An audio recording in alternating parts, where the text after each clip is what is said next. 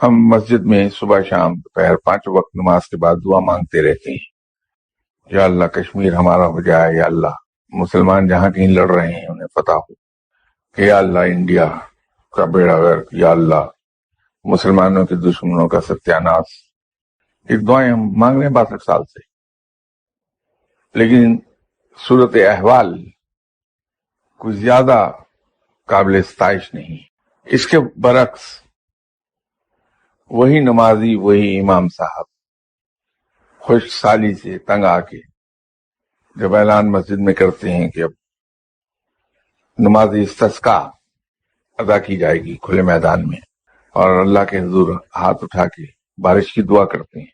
تو 5-10 منٹ کے بعد بارش ہونا شروع ہو جاتی۔ اس کے پیچھے وجہ صرف توجہ کی ہے۔ دعائیں ہم مانگ رہے ہوتے ہیں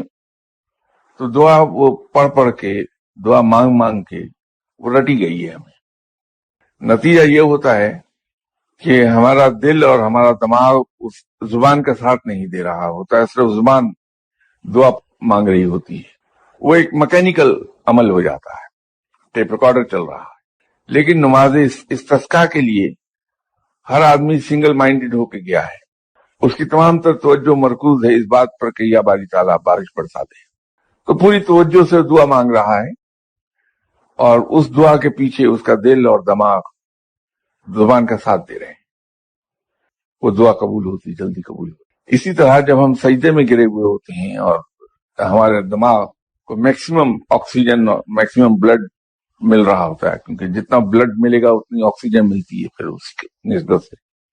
تو ہم بہتر پوزیشن میں ہوتے ہیں کہ ہم اپنی توجہ مرکوز کریں رب کی طرف۔ دوسرا یہ ہے کہ چونکہ سجدے میں ہیں، ہمیں ارد گرد کی چیزیں دکھائی نہیں دے رہی،